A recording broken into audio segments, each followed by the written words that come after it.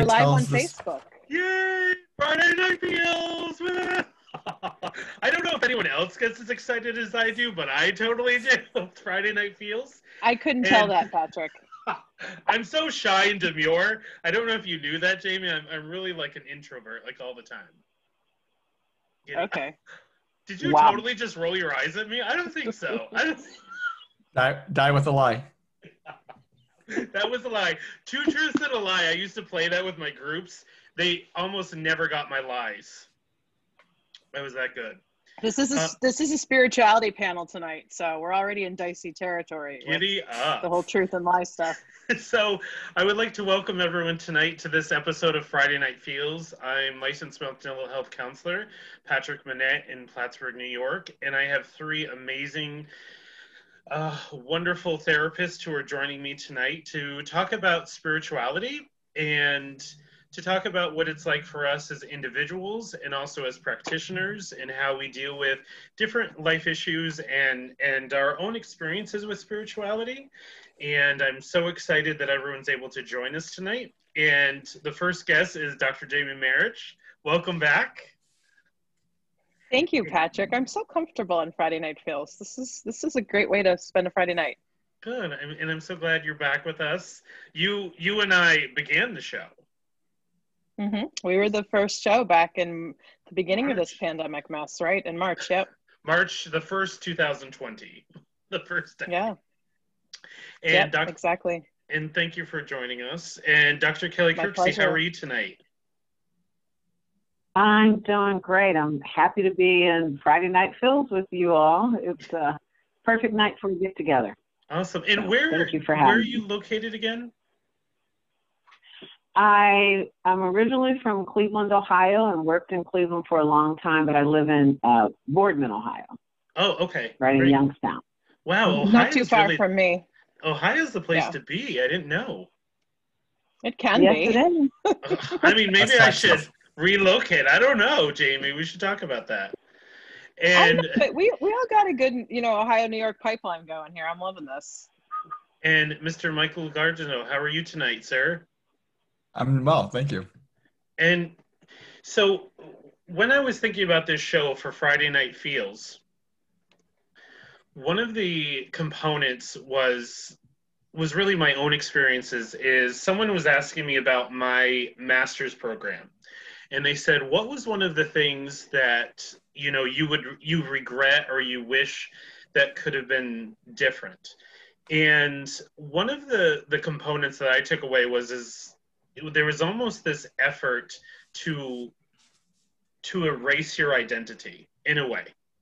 And I don't know if any of you had that experience, but it was sort of like, I don't know if, like, you're supposed to be this white, blank canvas for your clients. You're not supposed to have an identity. You're not supposed to have a personality.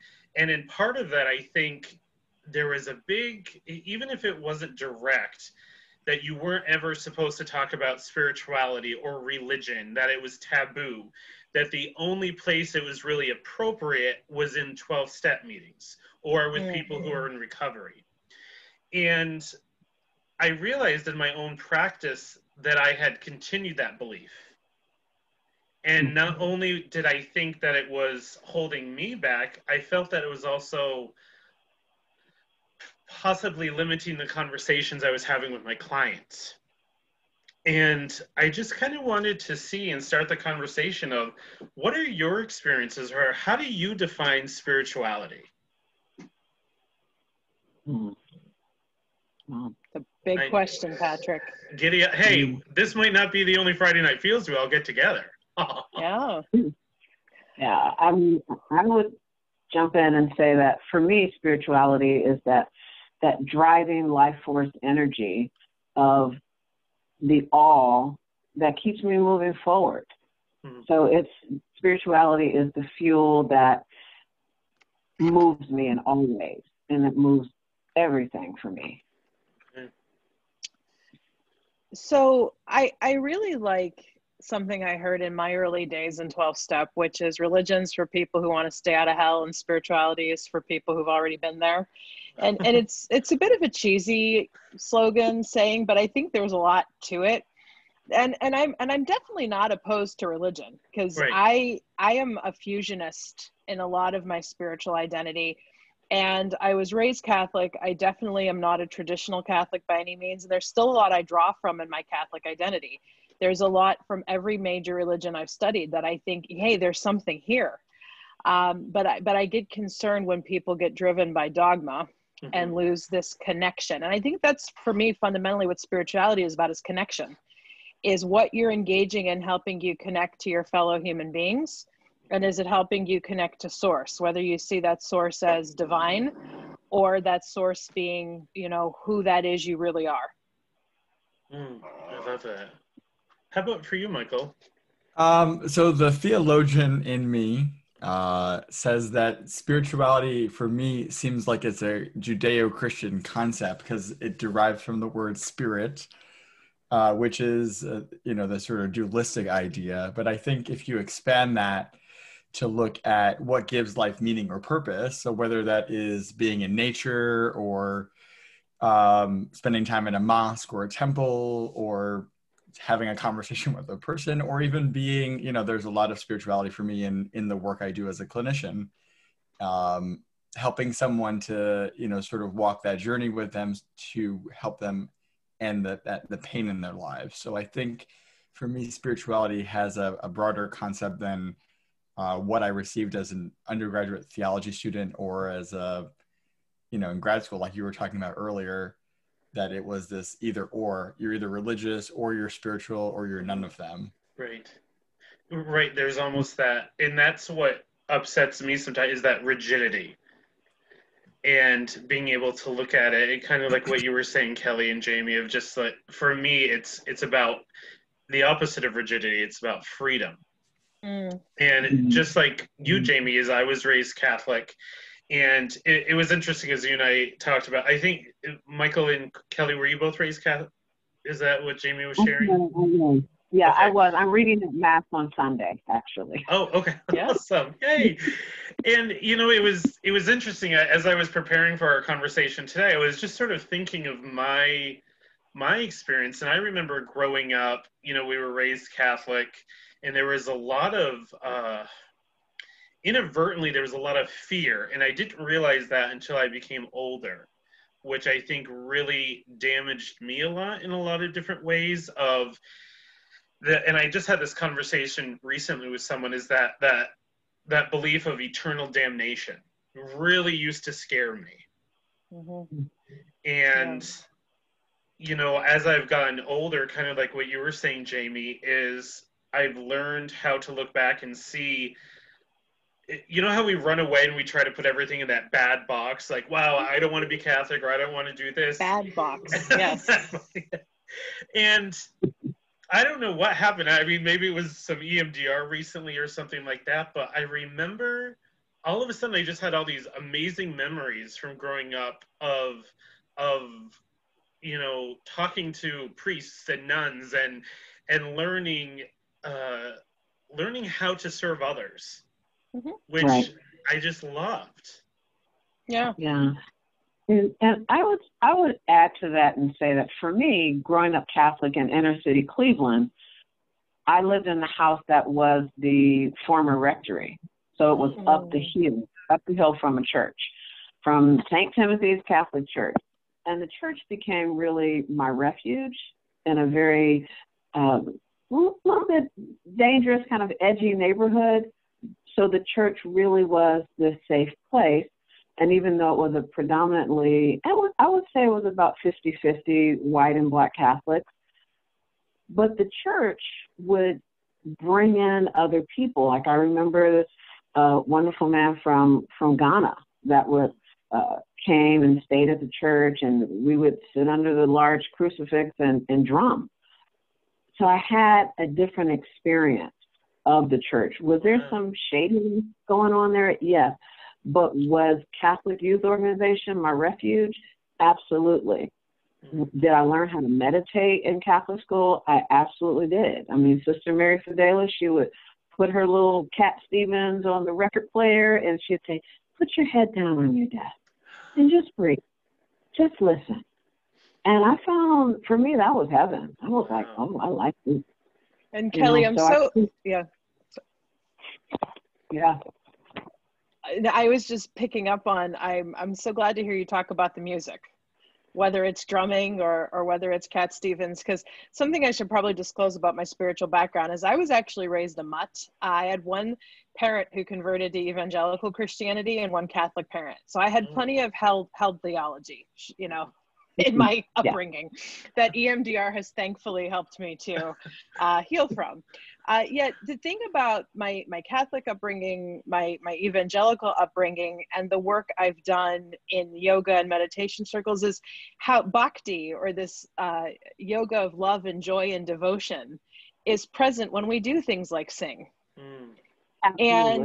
And you know, yes, I have my traumatic stories from both churches for sure, especially as somebody who identifies as bi, queer.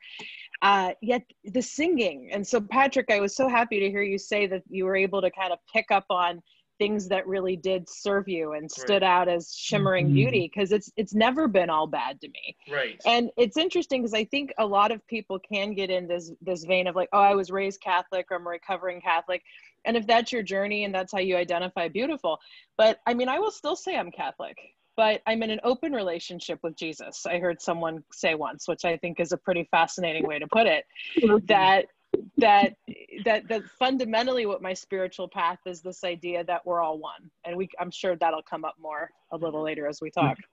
And I think a big piece of it for me too is like in growing up Catholic, like lighting incense still evokes for me. I didn't light incense before this meeting, but it is something that I do when I go to sleep at night. And I usually have like frankincense and myrrh and nang champa. That's not a Catholic scent, but it brings me back to a time that feels mysterious, you know? And I think that's, you know, I just remember even in undergrad writing about the mystery that, you know, if you understand this higher power as this horizon, and then the horizon continues and continues, you'll never fully understand it. So it's not, human language for me is sort of fraught with issues, and it's not my job to prove to you that my conception of this higher power is right or wrong. But if it, you know, if it works, work it. That's a big principle for me. And if it doesn't, then figure out, you know, how you find and connect to this adaptive spirituality, which seems like our world is struggling with at this point. Well, you know, one of the funny memories I can say of growing up is in my family, you know, it was big to be an altar boy. So I don't think I've shared this with you, Jamie. Go on. I may have brought the house down once. So I still, like, candles still make me a little nervous because of this, because I was an altar boy. So because there was a Catholic school in high school, there was a funeral. Sometimes I would, you know, serve for a funeral, and there was someone in our school whose grandparent passed away. So the whole school was there and everything. And I think my mom was singing because she used to cantor, and I was holding a candle, and my mindfulness skills were not what they used to be. And all of a sudden I was on fire and my hair had just caught on fire. Holy Ghost. Sweet Jesus, Holy take Ghost. the wheel. Burning bush. I don't know, like, luckily I had short hair at that time, so it didn't, but, like, I don't even know who put it out. But then, you know, it was just, like, always learn to pay attention to your surroundings. Like, the fire. Mindfulness lesson, yes. But it was just, like, one of those moments of going into, I didn't really know, because when you're young, you're so confused, but I did love that sense of community that you're all talking about. I loved that sense of giving. I loved serving others. I just felt it was a natural pull of what can I do to help someone else? How can I be healthy? How can I heal myself? And how can I pay that forward, I guess? And that's what I remember from growing up. The altar server thing has a connection there for me. And I think even those moments taught me patience, patience and the sort of love of ritual. I think the term ritual gets a really bad rap, and it almost feels like it's cultish in some way, but I used to remember I could recite the whole mass back and forth. And I even learned to read upside down as the altar server, because you had to know when to turn the page. And so, so I just love, I can still remember the images of the Roman Missal, that print, very characteristic of, so you could walk into any church and feel like it's, it's really the same thing. So there is kind of this, even though again, Catholicism has been fraught with issues, there is this unity. So I think if we take spirituality to mean what unifies us instead of what divides us.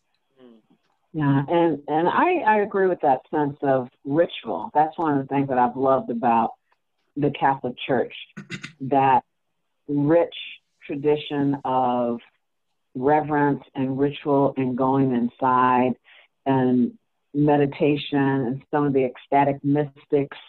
I always love that. And then being a part of the yoga community, going to ashram on Saturday morning and chanting. I could have mala beads in my hand, or I could have rosary beads in my hand, and it's the same reverence.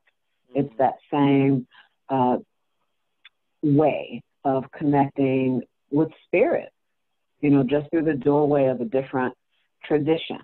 And it's all the same. And I might be on a vision quest and going through an inipi.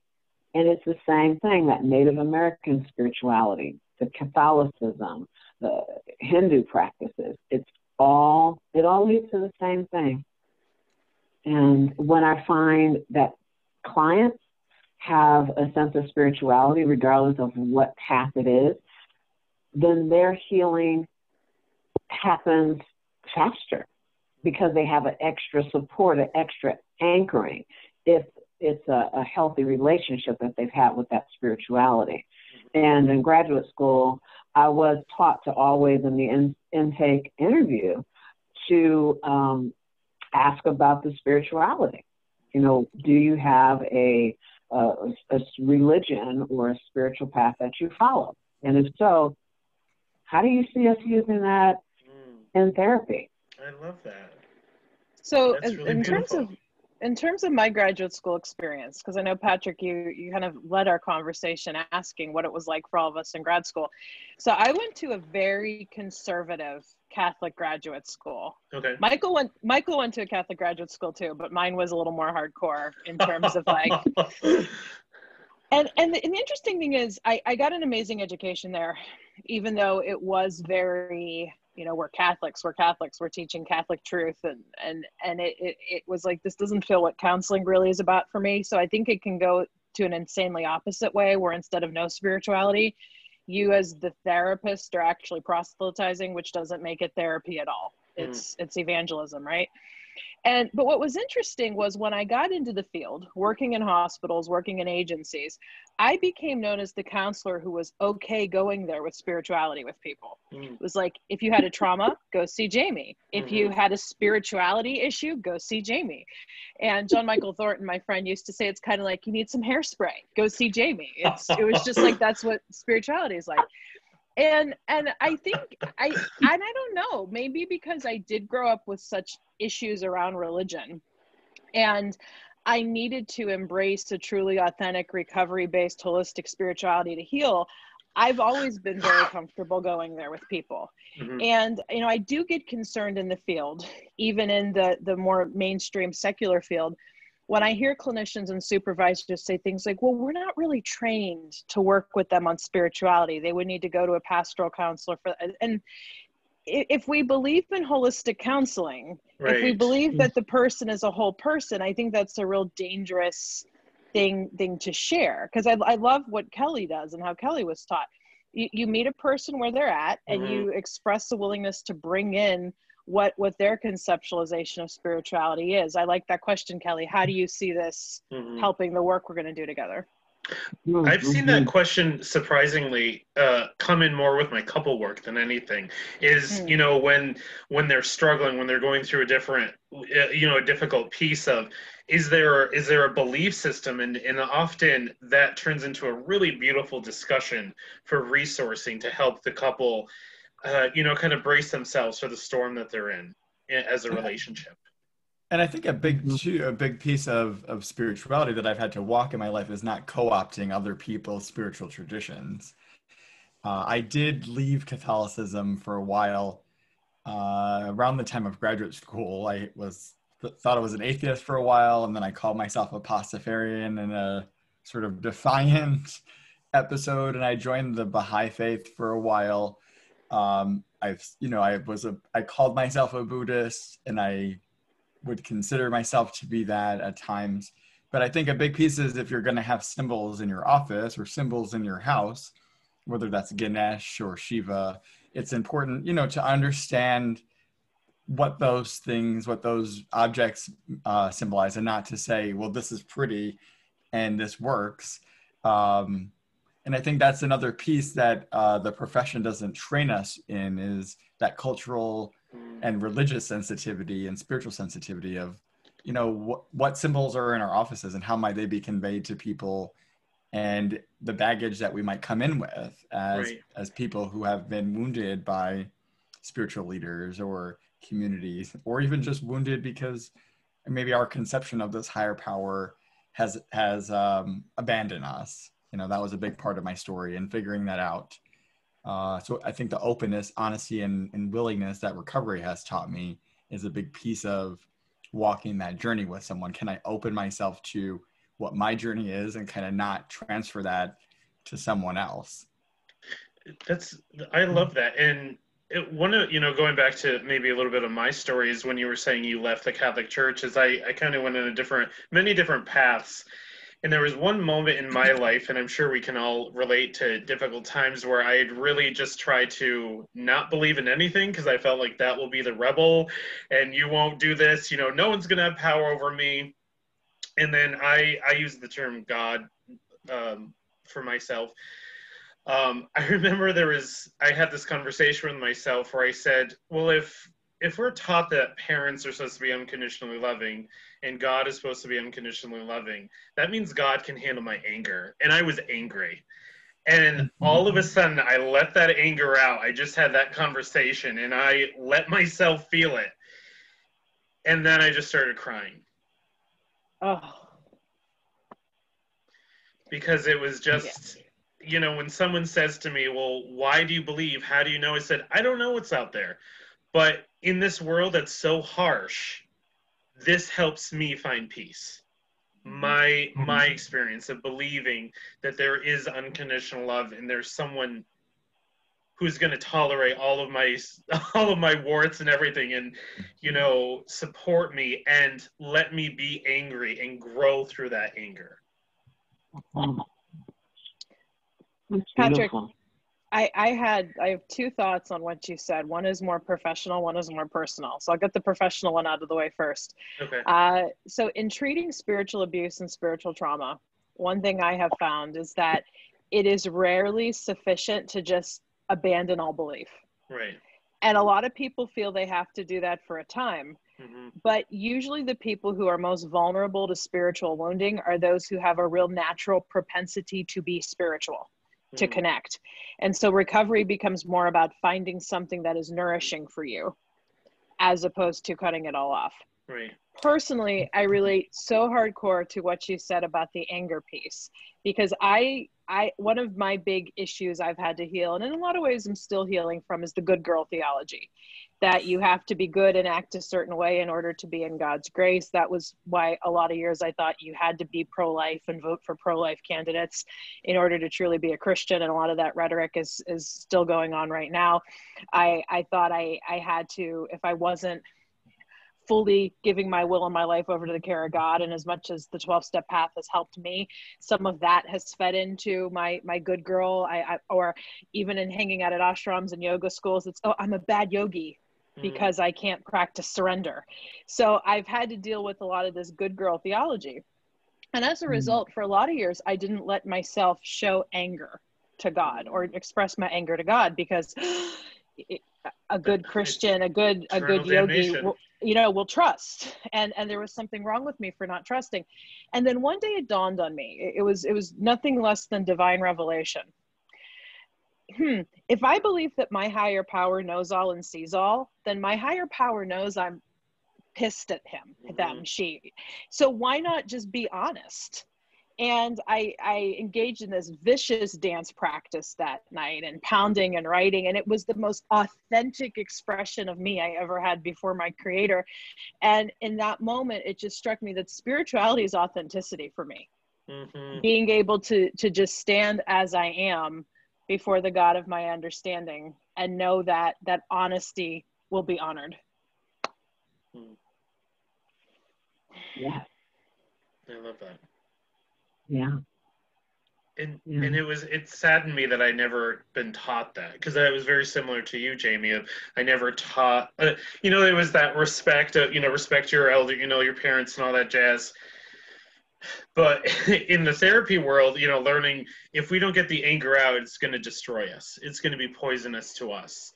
And then learning when you can break that bubble, then the grieving can really happen, and then the movement, and then we can really move on. I credit my mother for teaching me that, because she was this woman that would always be on her knees in the evening on the side of her bed saying her prayers. And I remember being, that child, 4 or 5 years old, asking, well, what are you doing, Mom? And she's like, I'm praying to God. Well, who's God? Well, God is the one that loves you more than anything, and you can talk to God about anything and everything, because God is huge. And I was like, God sounds pretty good. Yeah. And in that moment, God was like my friend. So I could be pissed off at God, and I could be living with God, and I could fall on the ground and cry with God, and all of that. Like, she really gave me that beautiful gift that I can be my whole self with my concept of God, with the God that walks with me. So, that has saved me. Sorry, I'm having a little flickering on my end. We've had some rainy weather, so if I lose contact, we'll come back. It's the spirit. It's the spirit. That totally just... I want to sing when the spirit says sing.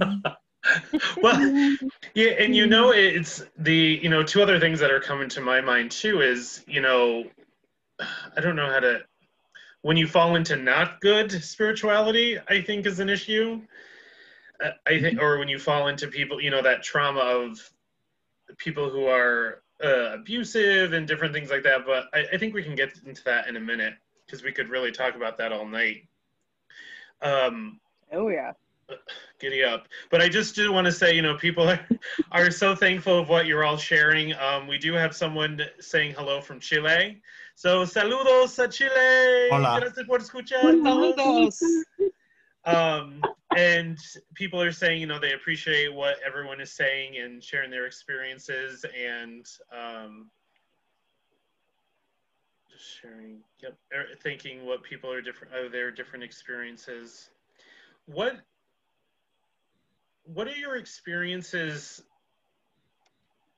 with, like, the one thing, Kellie, that struck me that you were saying is with yoga, and one of the things that I've seen is conflict in certain beliefs recently, where people in the Catholic Church are saying that yoga isn't spiritual, or that it's not good. Have you seen that at all?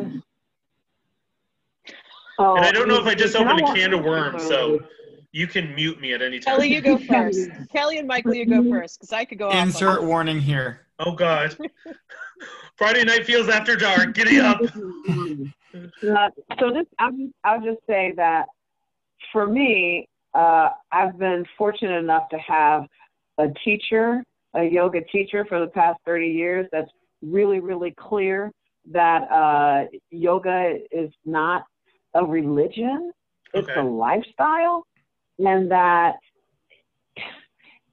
what it does, all the practices, all the limbs, all the 8 limbs of yoga leads you to that oneness. It's another pathway, a lifestyle that gets you to this place of peace and surrender. My teacher actually gave me a statue of the Virgin Mary, and she was like, "Hey, meditate with this. I see where you're at." It's just like, this is your Ishta Devita. I mean, and here she is, and such respect. And when she is giving a teaching, she brings in the Beatitudes. She brings in Jesus. She brings in Muhammad. She brings in the whole world religion. Wow. But people have in the workplace that don't do yoga, don't do hypnosis, don't do that, opens up the devil.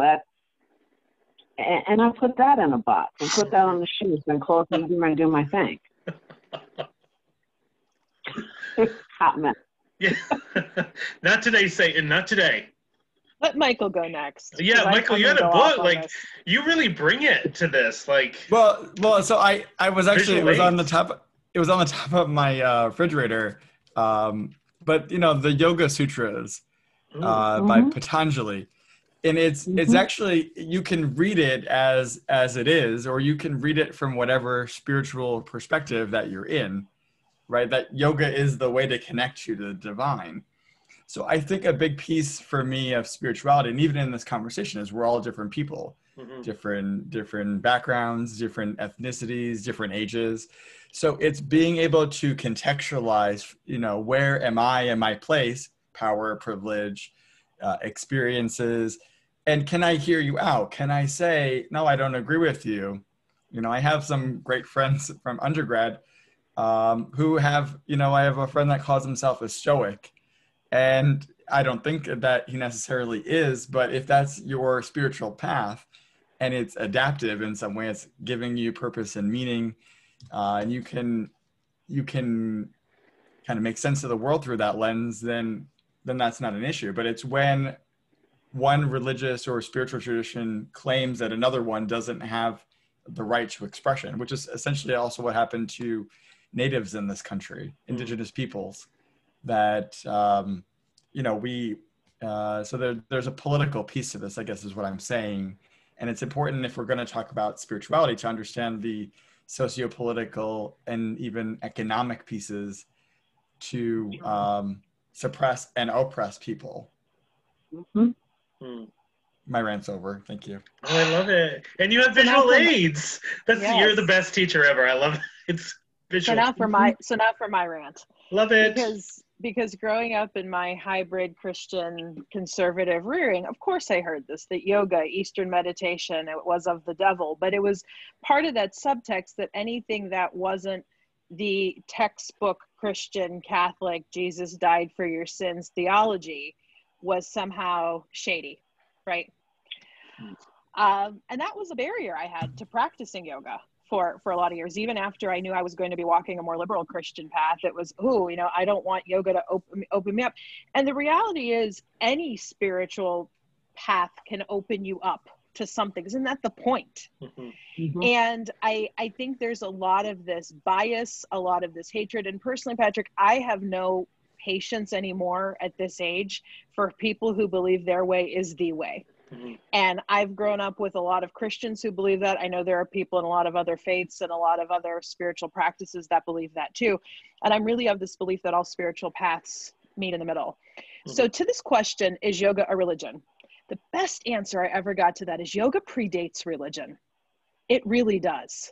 Yoga means union. And in the West, we generally understand it as the whole mind, body, spirit union. But the deeper meaning of that yoga or yoking is it's connecting this human self with the divine self, or connecting this lower self with higher self. I don't really like that language, but just connecting us with who we really are, with who we're meant to be in this life. And that is the point and the purpose of yoga.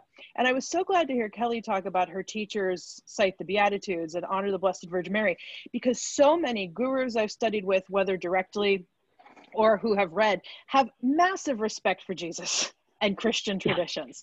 Maharaji, named Karoli Baba, who was the guru of Baba Ram Das, who just left the body last year, Krishna Das, the Kirtan whaler, he was notorious for not being able to shut up about Jesus, Krishna Das and Ram Dass both tell the story that here they were, a bunch of disgruntled Jewish kids in India, and this little guru couldn't stop talking about Jesus. And they asked him once, Maharaji, how do you meditate? And he said, you meditate like Christ. You lose yourself in love. And another Maharaji teaching was Subek, which means it's all one. And that is really what the crucible of the religions, what became the religions of India, are built in. Buddhism, Hinduism, Jainism is this teaching of Sanatan Dharma, or universal truth, that this thing we all have in common is what is truth. And everything else, including Jesus, including Krishna, are just details. And I go back, and I love what Michael said a couple shares ago, that it's ultimately about connection, right? It's what connects us. It's what unites us. That's spirituality to me. And that's why I don't have patience for people who talk down yoga. And yeah, I would like to add, though, because you broached the subject and then you said save it for a moment, Patrick, about this spirituality that oftentimes is the unhealthy side of it, because there are, dude, I could tell you stories. Well, yeah, but even if we go outside, so if this, I don't want people to say that we're bashing Christianity, but you can see it in the yogic tradition at ashrams. You can see it in communities in Jainism. You can see it in Judaism, ultra orthodox. So I think if we look at it as just as we would in the political way of power and control, how, when someone is yielding that power, right? How those unhealed wounds abuse people, and then the dogmatics or the teachings then become the way to, so we talk about cults, right? That is in this Judeo-Christian perspective, when you step outside of the box, people are like, oh, did you join a cult right now? You're starting to sound kind of weird. I had a lot of people in my life say to me, why are you talking about this? Jesus is the way. And I'm thinking, okay, I validate that path for you, but there are many manifestations in the world. So I think a big piece of that is really not skirting the issue of what happens behind the curtain or behind the pew or, behind the confessional, or between the guru and the teacher and the student. And that's a piece of spirituality that no one wants to talk about, because it's still pretty taboo. And I think there's also a lot of shame there. Like I can share my experience, of having it wasn't Catholicism, it wasn't even Christianity, but getting involved with certain people where it was that complete control dynamic. And it's when you come out of it, when you learn, like, you're so humiliated that you trusted someone because you believe that message, and then afterwards you see how they intercepted their own theology to kind of keep you trapped in a way. And it's like, so it's like giving you candy with poison in it. You just keep eating it, not knowing what's happening, and then all of a sudden you're just filled with poison. And it's hard because what gets you in the door, all of a sudden, where did this come from? And I remember for myself, that was part of, when I was able to let myself be angry with God, of like, you didn't keep me safe. That was like, you didn't keep me safe. But then I had to learn, but I survived it. Like, I got through those really unhealthy relationships. And, it just gave me such compassion for people who go through those difficult things, whether it's Catholicism or yoga or, any type of that power dynamic where someone abuses your love for the divine. And is that spirituality and religion, or is that a part of human nature, that there's this power differential?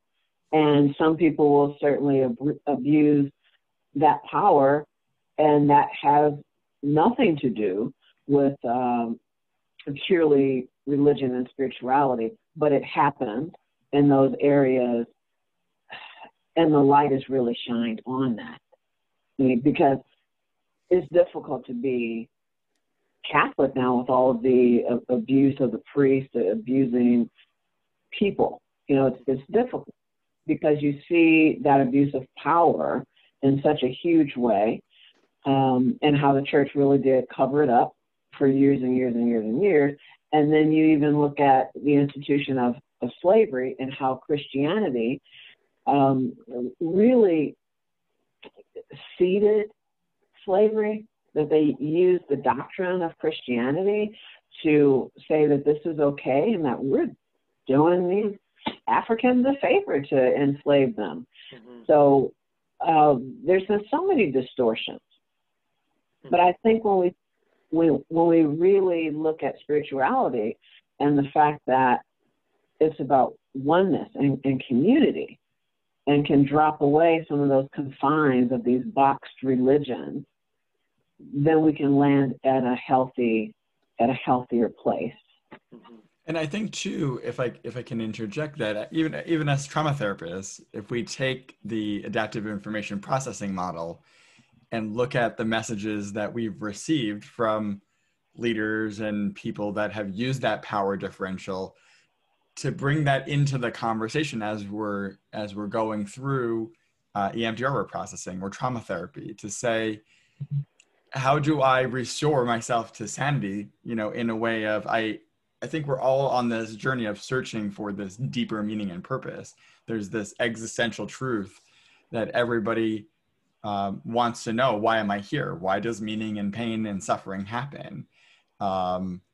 So if we make that the focal point, which I also think in our sometimes cultish EMDR world, spirituality, small box, right?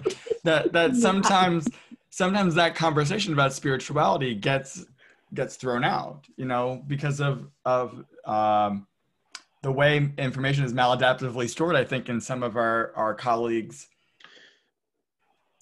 of what spirituality means to them. So I think individually, but also collectively as a group of professionals, I wrote, there was a pastor in my town who started saying things like gays don't belong in Christianity, and using that language.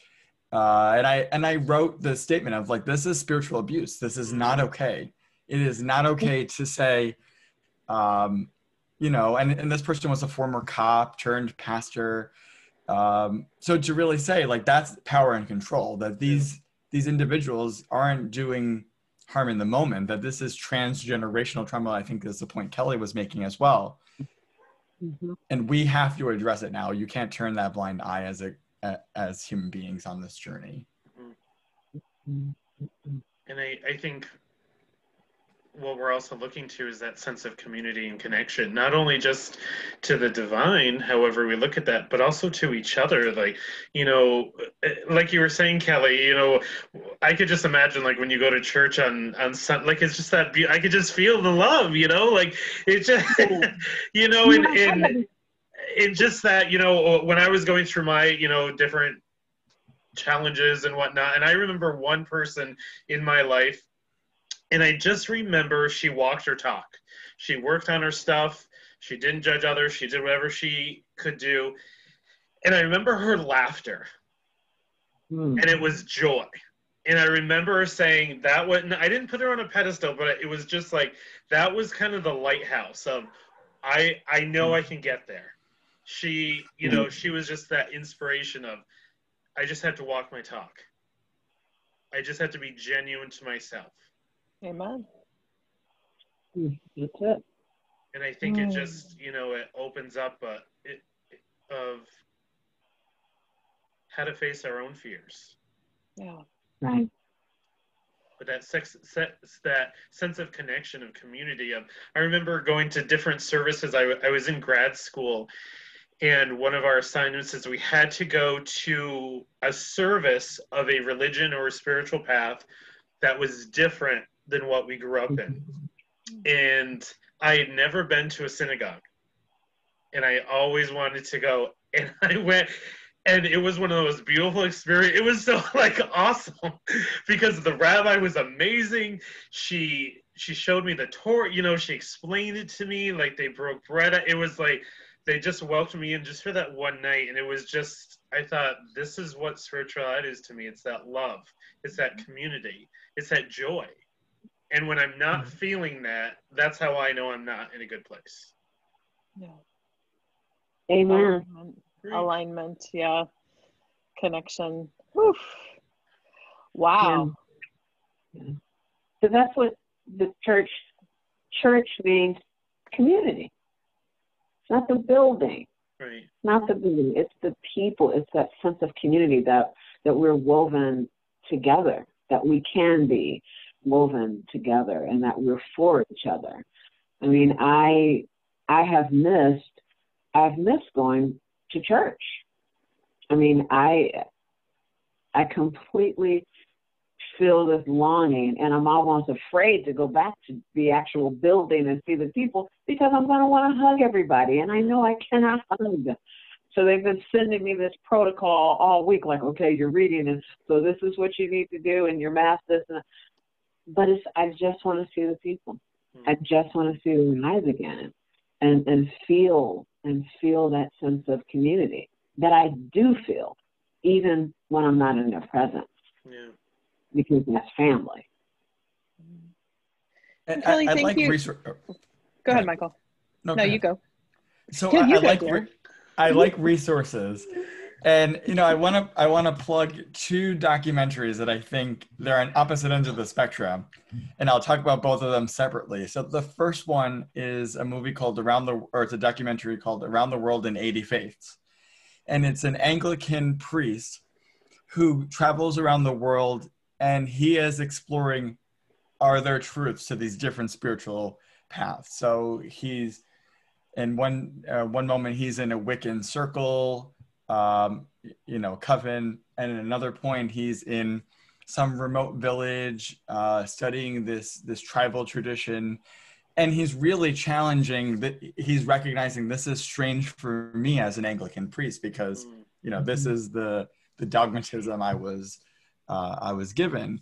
But I think that documentary really shows that there's openness in lots of places, and there's closeness in also lots of places. So it's also about saying, where are we the same, but where are we all different in our respective places? So I just think that other cultures aren't as closed off as we can be, because of this dualistic thinking, this either or.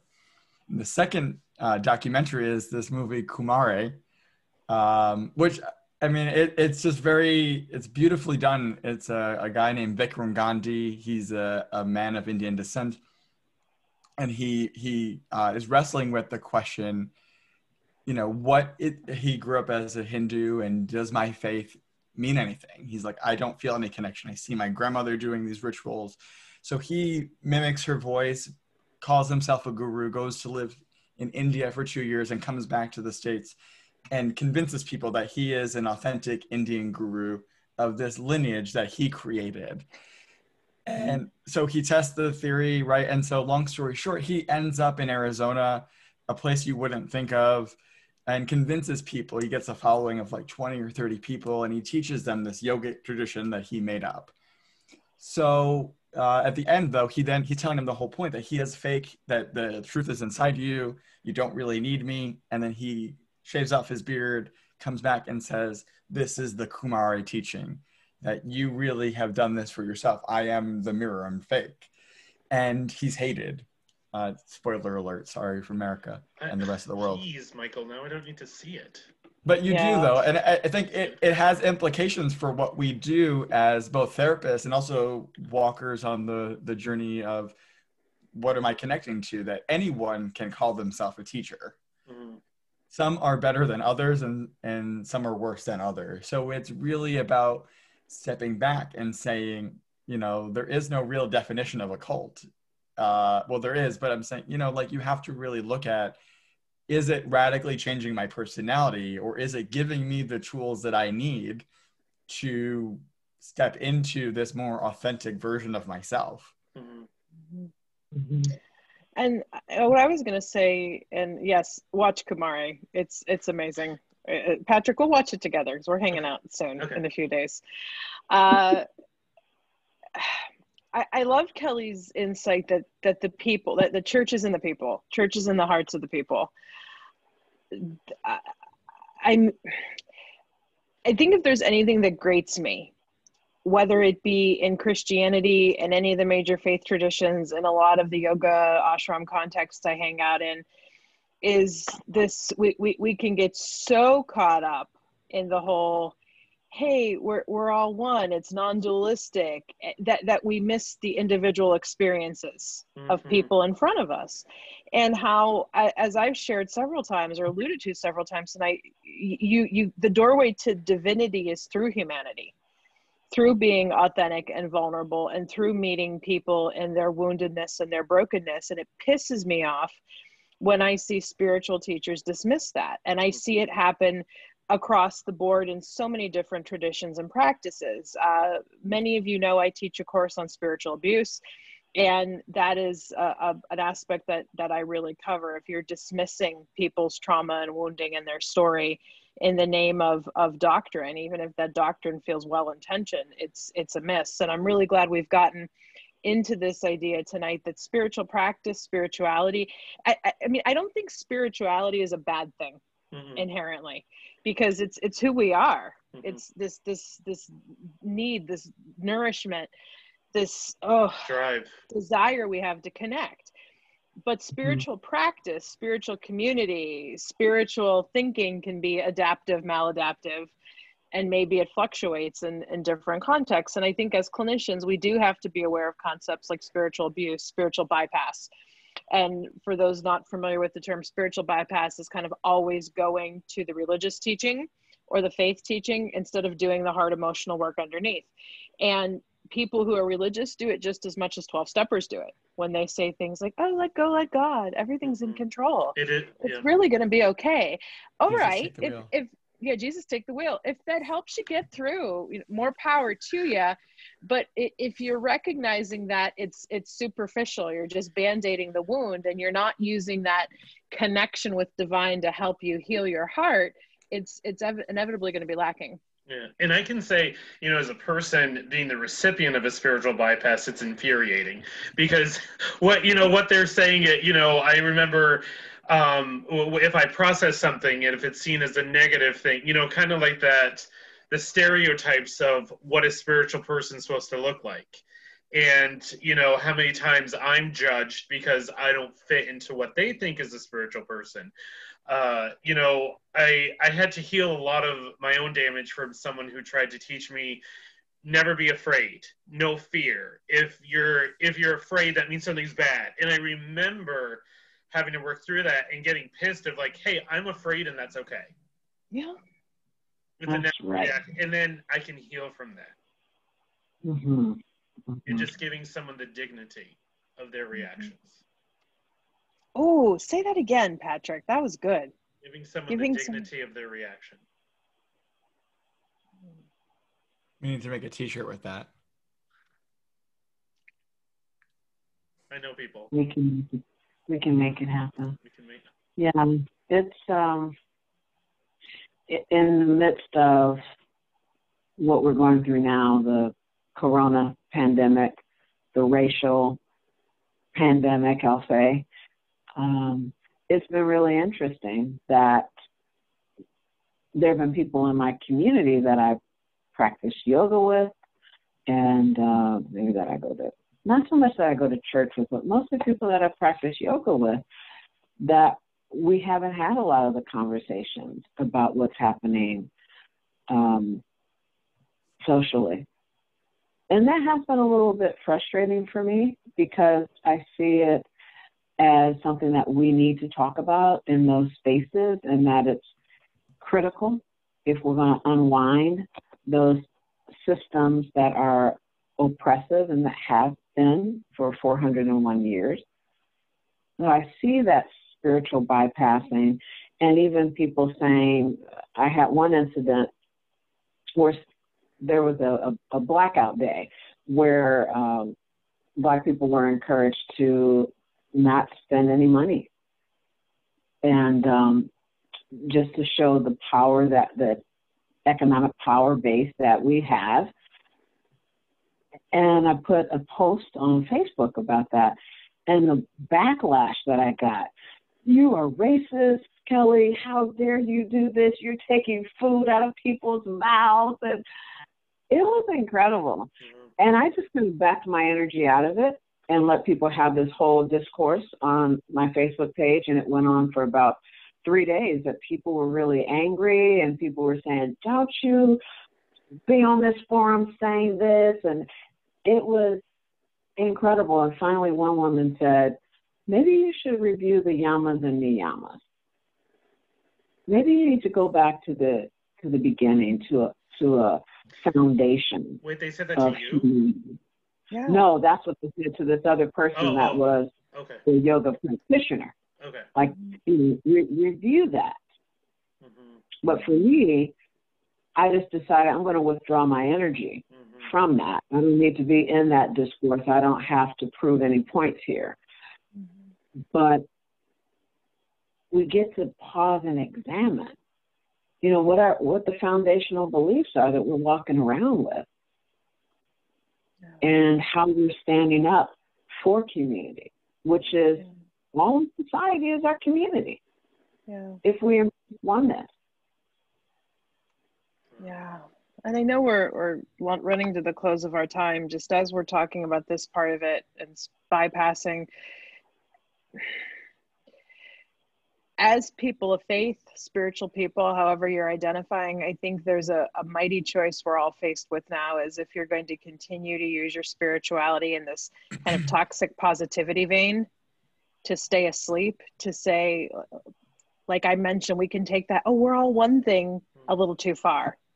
All lives matter, from that bitter place to keep yourself comfortable and stuck, versus are we going to use our spiritual beliefs to do what's right, to free the oppressed, or to empower people who are oppressed to free themselves, however, you know, you're being called to look at it. That, to me, a part of what is required of my spiritual practice is to engage in social change, is to get mad, and that I can be a Christian and a nasty woman. The two are not diametrically opposed.